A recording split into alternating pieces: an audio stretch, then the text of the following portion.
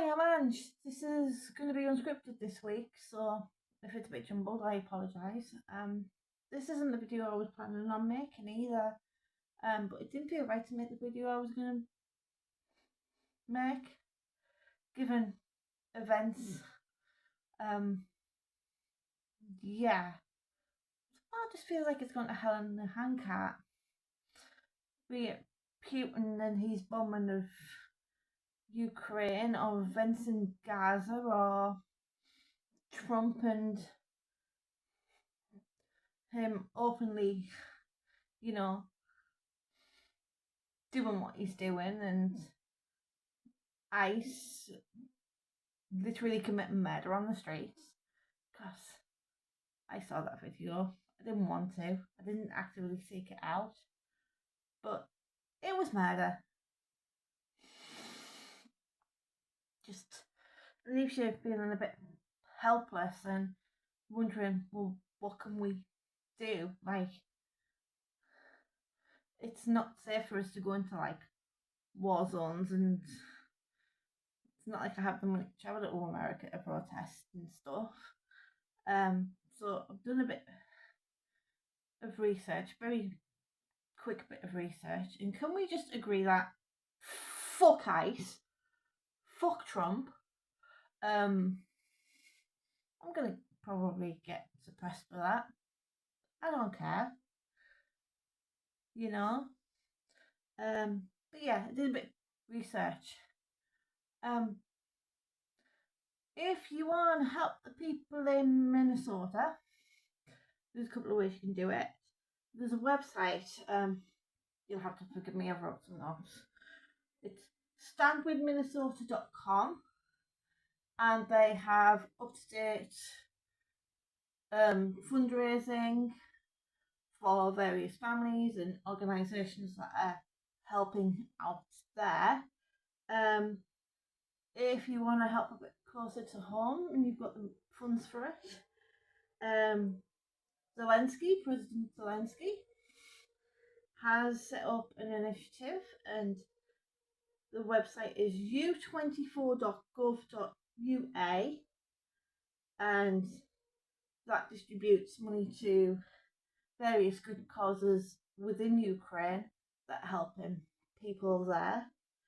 And for the rest of, you know, the world, be it Gaza, be it Sudan, be it Iran, there is a couple of organisations that you could go look at, be it Save the Children, or the Red Cross, or UNICEF, or War Child, and they all have various campaigns going on with regards to the work that they're doing in them areas. Yeah, but if you're like me and not in a position to help financially, and you're still thinking, well, what can I do? Boycott the products from them countries. It's hard, but it's doable. Especially America. You know, I love like a Dr. Pepper as much as the next person. But it's got to hit them where it hurts, and that's in their pockets, isn't it? Could also write to MPs and be like, "Excuse me, why is Prince Charles going on that state visit?" It doesn't give the best impression at the moment, especially with what Trump has said about NATO and war and you could also write to your MP with regards to what's going on in Ukraine and other countries as well.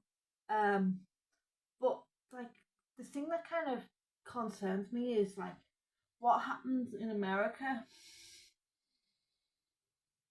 The UK tends to follow. I think we need to get ready for that possibility now. Start getting ready to have them uncomfortable conversations it's so easy to cut people out if they don't agree with us politically. But we probably shouldn't be doing that. Like, we need to broaden our circles and not be like in our little clusters. Having them uncomfortable conversations with your family to say, like, or your friends or your work colleagues, finding out their point of view. And I know it's made me like, with reform, it's like, but it's the immigrants, isn't it? You've got to stop the boats. Bullshit. But like, having them conversations and trying to change their mind with logic and fact and stuff, it's not easy. I know that. My own family is very much that. But you've got to have them. But you've also got to be ready to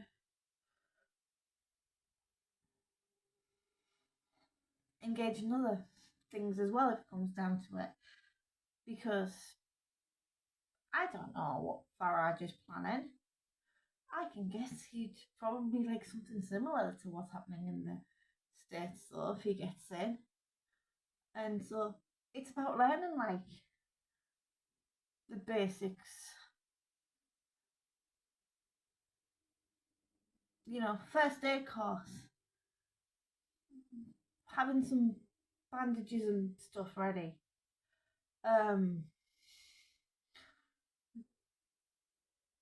Getting to know your community now and figuring out who is vulnerable and who would need help. It's that kind of thing, community engagement and the like. Yeah, I don't know. I'm just a blithering idiot speaking into a camera on the internet. But I think we've got to at least be ready for the possibility that this kind of behaviour that we're seeing in other countries is possibly heading our way.